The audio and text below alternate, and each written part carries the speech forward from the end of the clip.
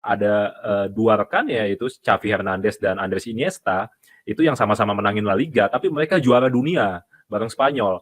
Tapi akhirnya tersisih dan yang menang tetap Lionel Messi, gitu ya. Itu cukup mengagetkan juga.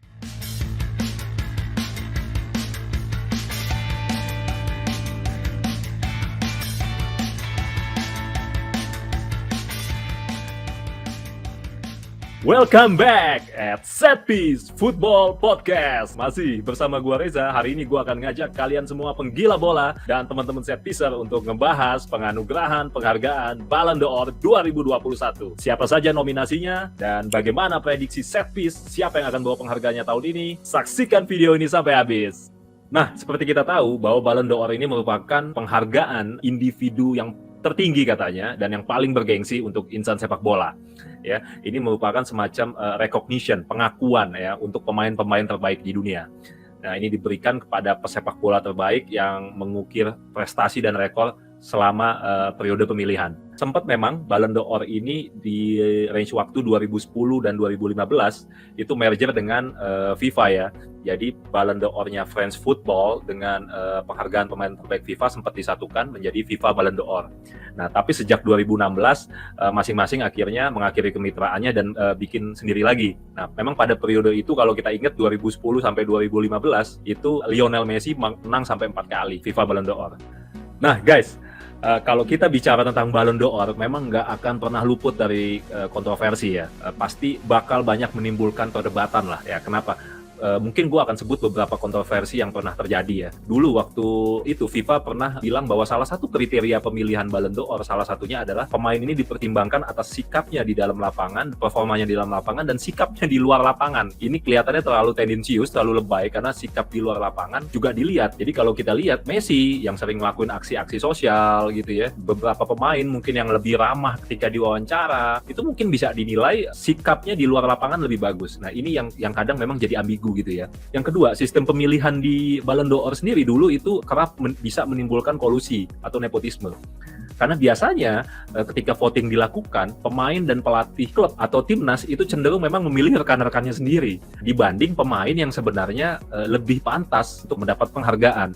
Kalau kita ingat sendiri di 2012, bahkan Messi pernah bilang bahwa dia memilih Sergio Aguero ketimbang Ronaldo karena merupakan kawannya sendiri. Nah, jadi ini bisa terjadi ya.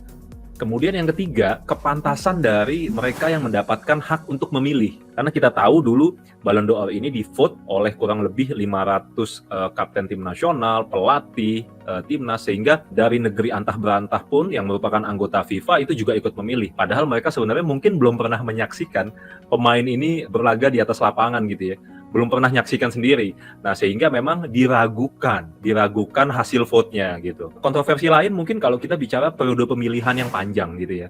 Mungkin kita pernah ingat di 2013 ya, teman-teman Setpicer, mungkin ingat gimana Frank Ribery saat itu begitu luar biasa, dia memenangkan banyak gelar untuk Munchen, 3 gelar ya di 3 kompetisi. Nah, cuma memang waktu itu kalah akhirnya dengan performa heroik Ronaldo di kualifikasi Piala Dunia 2014. Jadi akibat terlalu panjangnya periode pemilihan ya.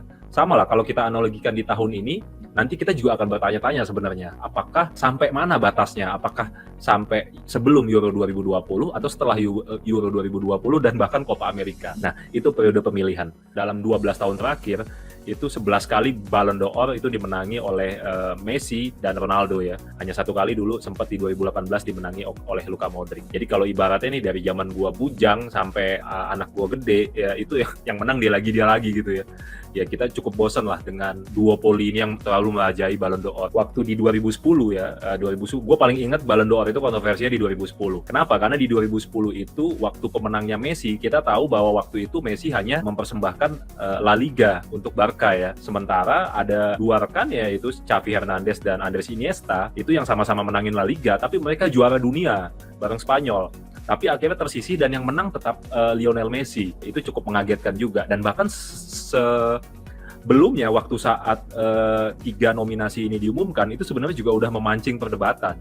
Kenapa? Karena kita tahu di 2010 waktu itu ada Wesley Sneijder yang penampilannya sangat luar biasa di periode itu. Dia berhasil memenangkan 5 trofi bersama Inter Milan. Kemudian bersama Belanda dia juga bisa sangat baik di Piala Dunia ya, menembus final. Dan bahkan dia jadi top skor di Piala Dunia gitu ya.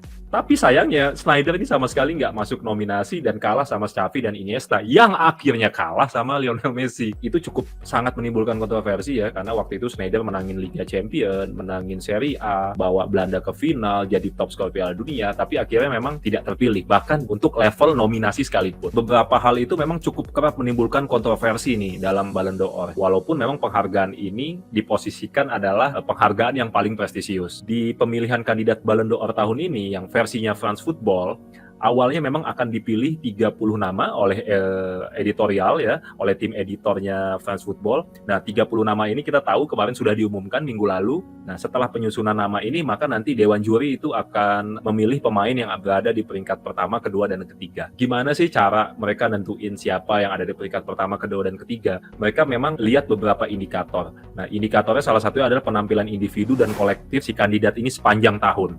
Nah, cuma tahun ini gue ragu karena periode pemilihannya agak panjang gitu ya, agak panjang.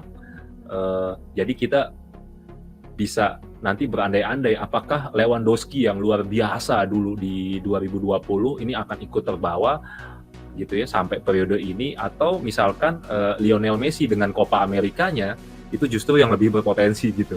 Agak lumayan panjang ini periode pemilihannya. Kemudian yang kedua adalah kelas pemain ya. Nah, ini ambigu sebenarnya. Kalau kita bicara kelas pemain, katanya dilihat bakatnya, dilihat fair play-nya ya.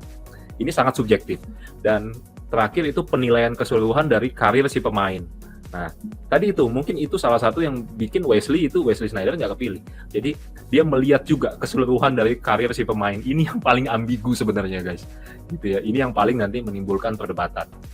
Ya, sebagaimana kita lihat dari 30 nama yang minggu lalu sudah diumumkan oleh France Football, kita lihat ada beberapa nama lucu seperti Erling Haaland, Harry Kane, kemudian ada pemain mudanya Barcelona, Pedri, kemudian ada Simon Kjaernya AC Milan, ada Mohamed Salah, yang mana gue yakin bahwa nama-nama ini hanya akan menghiasi nominasi ya, gitu ya. Karena kita tadi sudah bahas di depan gimana mekanisme Ballon d'Or ini melihat si kandidat gitu ya.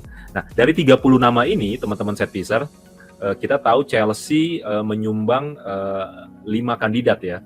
5 kandidat pemainnya, ya ini adalah yang terbanyak gitu. Kita tahu ada di situ ada Mason Mount, ada N'Golo Kante, ada Jorginho, ada Azpilicueta gitu ya. Ada Lukaku, walaupun Lukaku ini dinilai karena performanya mungkin di Inter ya musim lalu. Kemudian City sebagai juara EPL dan finalis Champions League juga menyumbangkan 5 nama mulai dari Mahrez, Sterling, Kevin De Bruyne, Ruben Dias gitu ya, dan Foden gitu. Nah, kalau dari timnas, bicara dari timnas, Italia sebagai juara Euro 2020 itu menyumbangkan juga 5 kandidat di Ballon d'Or ini, dari mulai Gigio Donnarumma, ada Jorginho, ada Barella ya, ada Chiellini, dan ada Bonucci. Jadi cukup variatif lah ya, dari penjaga gawang, dari back, dari tengah sampai penyerang gitu ya. Nah, beberapa nama langganan juga mungkin gue nggak perlu notice lagi bahwa di sana tetap ada Ronaldo, tetap ada Messi, tetap ada Neymar, ada Mbappe, dan ada Lewandowski tentunya gitu ya. Nah, itu mungkin beberapa kandidat yang menjadi langganan wajah-wajah lama di Ballon d'Or. Nah, kalau kita lihat teman-teman Setpiece akan coba lihat versinya Setpiece 5 kandidat yang kita anggap adalah yang paling kuat untuk memenangkan Ballon d'Or tahun ini. Yang pertama, gue akan spot pemain tengah Chelsea, N'Golo Kante gitu ya. Ini pemain favoritnya semua orang ya. Kita tahu bagaimana Kante sangat berhasil menjadi kunci permainan Chelsea di tahun ini. Dia sukses membawa Chelsea memenangkan Champions League, Piala Super Eropa gitu ya. Dan Kante ini selalu menghidupkan lapangan tengah Chelsea bersama Jorginho. Dia tugasnya biasanya adalah mencegah serangan lawan, kemudian langsung membangun serangan. Jadi sebagai penghubung ya. Dan daya jelajah Kante ini itu memang luar biasa. Kenapa dia dulu memang diambil dari Liga Prancis, salah satunya adalah karena daya jelajahnya gitu ya. Nah, deretan prestasi dia tahun ini bersama Chelsea memang cukup bikin kita yakin bahwa Kante adalah kandidat kuat peraih Ballon d'Or tahun ini. Cuma nih ya, ada cumanya. Cuma memang sayangnya Kante ini memang tidak memenangkan trofi untuk negaranya di tahun ini. Kita tahu kemarin Prancis gagal total di Euro 2020, padahal sebelumnya digadang-gadang bisa juara. Kemudian walaupun Prancis kemarin baru saja memenangkan UEFA Nations League, tapi kita tahu kalau Kante absen di semifinal dan final karena sedang isolasi COVID ya. Nah, jadi mungkin itu salah satu obstacle-nya Kante untuk memenangkan Ballon d'Or. Kemudian yang kedua kalau kita kita lihat tentu kita semua akan bilang bahwa ada Jorginho di sana, ada Jorginho. Ya, Jorginho. Jadi pemain Chelsea ini kita tahu kemarin sukses menjadi pemain terbaik Eropa, ya. Kemudian dia membawa Chelsea juara Champions League dan Piala Super Eropa. Kemudian dia membawa Italia juara Euro 2020. Penampilannya juga luar biasa gitu ya. Jorginho ini memang digadang-gadang adalah kandidat yang memang secara logikanya ya teman-teman Setpiser, dia adalah kandidat terkuat untuk meraih Ballon d'Or. Nah, memang gelandang box to box ini luar biasa permainannya di tahun ini, dia bisa mengatur ritme gitu ya. Chelsea menjadi berdetak karena Jorginho gitu ya, yang sebelumnya memang dipinggirkan gitu. Jadi memang secara logika Jorginho adalah kandidat kuat pemenang Ballon d'Or tahun ini. Tapi sekali lagi tadi seperti gue bilang di depan bahwa kadang logika kita nggak masuk dalam pemilihan Ballon d'Or gitu. Nah, yang ketiga yang menarik gue akan bahas wajah lama yaitu Cristiano Ronaldo ya. Jadi Ballon d'Or ini nggak bisa kita lihat memang karena ada salah satu indikatornya ada penilaian keseluruhan karir pemain, maka tentu kita sekali lagi nggak bisa lupa sama yang namanya Cristiano Ronaldo. Kenapa? Karena Ronaldo ini di tahun ini saja dia baru saja memecahkan rekor gol dunia untuk timnas ya, ketika kemarin lawan North Ireland kalau gua nggak salah atau Republik Ireland ya, dia cetak gol kemudian melewati rekor golnya Ali Daei gitu. Nah, Ronaldo ini juga kita lihat sejauh ini itu sukses dalam periode comeback-nya ke United. Dia selalu mencetak gol baik di EPL maupun di Champions League. Ya, jadi di level klubnya bagus, di level timnas juga kita tahu walaupun Portugal gagal di Euro 2020 kemarin, cuma Ronaldo itu meraih sepatu emas di Euro dengan cetak 5 gol gitu. Nah, di Juventus sendiri sebelum dia pindah ke United, dia itu memenangkan Coppa Italia dan Supercoppa ya, dan dia membukukan 34 gol ya di tahun 2021. Jadi memang kalau kita lihat usianya yang sekarang nggak muda lagi, tapi memang belum ada tanda-tanda penurunan gitu. Nah, inilah yang buat kita tetap yakin bahwa Ronaldo akan masuk menjadi kandidat yang kuat dalam pemilihan penghargaan Ballon d'Or 2021. Nah, memang tapi handicapnya adalah bahwa Ronaldo tidak berkontribusi buat negaranya di tahun ini, ya dia tidak ada trofi sehingga mungkin inilah jadi penghalang dia untuk bisa meraih Ballon d'Or yang ke-6 kalinya. Tapi ya sekali lagi tadi seperti kita bilang depan, who knows gitu ya, karena indikator pemilihan Ballon d'Or ini terlalu abstrak gitu ya, sehingga siapapun yang dinilai layak oleh jurnalis gitu ya, ini akan bisa meraih penghargaan tersebut. Nah, yang keempat nih, yang paling seru adalah Robert Lewandowski. Kenapa? Karena menurut gua kalau seandainya dia tidak terpilih memenangkan Ballon d'Or tahun ini akan jadi pemain yang paling apes. Ya, pemain yang paling apes, pemain paling sial. Kenapa? Karena kita tahu waktu tahun lalu sebenarnya akan diadakan Ballon d'Or 2020, namun gagal karena pandemi. Padahal itu sudah 1000%, teman-teman. Itu yang akan memenangkan pasti Robert Lewandowski. Kenapa? Karena di periode itu dia begitu dikdaya. Dia bawa Bayern Munchen memenangkan 4 gelar, mulai dari Bundesliga, Liga Champion, gitu ya. Dan secara individual memang sangat menohok sekali penampilan dia bersama Munchen. Dia cetak 55 gol, gitu ya. Jadi luar biasa sekali penampilannya. Nah, sayangnya memang waktu itu gagal diadakan. Nah, cuma memang di edisi kali ini dia tetap jadi favorit. Kenapa? Karena kemarin Munchen dia tetap bawa menangin Piala Dunia antar klub, kemudian Piala Super Jerman, dan dia konsisten. Nah, di tahun 2021 sendiri, Lewandowski itu dari mulai Januari sampai September itu udah cetak 50 gol. Jadi memang luar biasa konsisten. Dan dia baru saja mendapatkan sepatu emas Eropa di bulan September 2021. Nah, kalau teman-teman Setpiser baca kemarin di media massa, Lewandowski bahkan sempat bilang bahwa dia sangat berharap bisa memenangkan Ballon d'Or kali ini. Dan dia menekankan jangan sampai ada kepentingan politik gitu ya. Jadi dia berharap sangat untuk memenangkan penghargaan tahun ini gitu. Nah, memang handicapnya adalah bahwa Lewandowski kemarin di Euro 2020 kita lihat bersama Polandia itu gagal gitu ya, lolos dari fase grup. Nah, cuman memang keunggulan Lewandowski dibanding yang lain, dia adalah kandidat yang paling konsisten, kandidat yang paling penampilannya, performanya paling konsisten, ya, performanya paling sampai saat ini di musim yang baru ini dia juga sangat rajin mencetak gol. Kalau gua nggak salah sudah lebih dari 10 gol yang dibuat oleh Lewandowski bersama Munchen di musim yang baru ini, gitu ya. So Lewandowski bisa kita bilang adalah kandidat yang sangat kuat untuk meraih Ballon d'Or 2021. Nah, bahkan ada info, ada yang klaim bahwa sebenarnya nanti penghargaan Ballon d'Or ini langsung akan diberikan ke Lewandowski gitu ya, karena achievement dia yang kemarin sudah luar biasa, namun gagal diselenggarakan event ini, sehingga nanti akan diberikan kepada Lewandowski. Gosipnya itu ya. Nah, yang terakhir menurut set piece yang tidak bisa dipinggirkan sekali lagi selama lebih dari 10 tahun pemilihan Ballon d'Or adalah tentu Lionel Messi. Kenapa Lionel Messi? Kalau kita lihat tahun lalu sebenarnya bersama Barca, torehan golnya Messi ini nggak cukup ngangkat Barca ya. Bahkan Barca kita tahu nggak juara La Liga musim lalu, hanya menang Copa del Rey gitu ya. Walaupun Messi tetap bikin lebih dari 30 gol kalau gua nggak salah.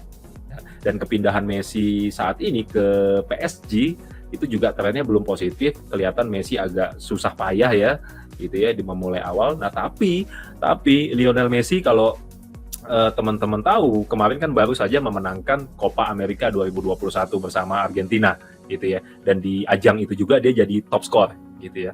Nah, ini pencapaian yang dramatis sebenarnya ya, bisa melengkapi keseluruhan karir dari Lionel Messi. Nah, ini yang tentu bikin Messi tetap nggak boleh kita pinggirkan untuk jadi kandidat peraih Ballon d'Or gitu ya. Nah, tapi apakah memang juara Copa America ini benar-benar cukup untuk bawa Messi memenangkan Ballon d'Or 2021? Oke, teman-teman setpicer, sekarang setpiece akan coba ajak kita berandai-andai untuk menebak siapa pemenang Ballon d'Or tahun ini, gitu ya. Kita coba lihat mungkin beberapa angle dari 5 tadi kandidat yang sudah kita bincangkan gitu ya. Kira-kira kan nanti akan dipilih 3 besar, 1, 2, 3 gitu. Dan siapa saja dan siapa kira-kira memang pesepak bola yang akan menang di tahun ini ya. Mungkin teman-teman punya jagoan sendiri ya. Boleh juga tulis di kolom komen. Dan kenapa misalkan, kenapa lu jagoin Lewandowski? Ya, kenapa menurut lu Ronaldo adalah yang harusnya memenangkan Ballon d'Or tahun ini? Atau layakkah misalkan Jorginho membawa penghargaan ini tahun ini? Gitu ya. Nah, tapi kalau set piece coba membuat analisa bahwa kalau kita buat ke dalam 3 besar, maka nanti mungkin yang pertama itu yang akan masuk dalam kandidat 3 besar Ballon d'Or adalah Robert Lewandowski. Kenapa? Karena tadi kita bilang ini apes banget kalau Lewandowski sampai nggak masuk lagi di tahun ini, nggak menang sebenarnya di tahun ini, karena dia begitu fenomenal gitu ya, dan keseluruhan karir dia sangat baik gitu ya. Kita tahu bahwa Lewandowski ini merangkak ya sampai ada di level ini luar biasa. Jadi Lewandowski menurut setpiece tetap akan masuk di 3 besar bersama Jorginho. Kenapa Jorginho? Ya tentu tadi dari yang kita sebutkan, seluruh achievement dia di periode ini, mulai dari di klub, di timnas, dan di individu pun dia sudah menjadi pemain terbaik Eropa. So nggak ada alasan harusnya secara logika bahwa Jorginho nggak masuk dalam 3 besar Ballon d'Or. Nah, yang terakhir tentu kalau kita boleh berandai-andai, kita boleh pilih, itu mungkin setpiece akan sebut Lionel Messi. Kenapa Lionel Messi lagi? Kenapa Lionel Messi lagi gitu ya? Kita tahu tadi bahwa Copa America 2021 kalau memang nanti dijadikan sebagai indikator kemenangan, ini akan sangat dramatis. Karena ini pertama kalinya Messi mempersembahkan sesuatu untuk negaranya, dan dia menjadi penampil yang sangat baik di turnamen itu. Ya, dan ini melengkapi seluruh pencapaian Messi selama ini gitu. Nah, kalau boleh kita pilih di antara Messi, Lewandowski, dan Jorginho tadi ya. Jadi dua nama yang tadi kita pinggirkan akhirnya adalah N'Golo Kante tadi karena handicap dia di level negara, kemudian juga sama-sama Ronaldo tadi juga ya karena ada handicap kontribusinya untuk Portugal. Nah, kalau kita boleh pilih di antara tiga itu, set piece sih akan mengira bahwa Ballon d'Or 2021 ini akan menjadi Magnificent Seven-nya Lionel Messi. Jadi dia akan meraih 7 kali Ballon d'Or. Nah, kenapa? Kalau kita bisa coba lihat bahwa yang pertama, kenapa bukan Jorginho? Karena Jorginho sudah mendapat gelar pemain terbaik Eropa tahun ini. Gitu ya. Nah, kalau kita lihat bahwa sebenarnya sudah cukup oke untuk pemain dengan level Jorginho yang memang belum cukup lama ada di level tertinggi gitu ya. Penghargaan pemain terbaik Eropa ini mungkin nanti dilihat oleh fans football sudah cukup untuk Jorginho. Dan kalau kita lihat Lewandowski ya, yang sebenarnya akan sangat apes kalau dia nggak menang, Lewandowski ini sudah diberikan kemarin gelar sepatu emas Eropa ya, dan kurang berkontribusi ke negaranya ya secara kolektif.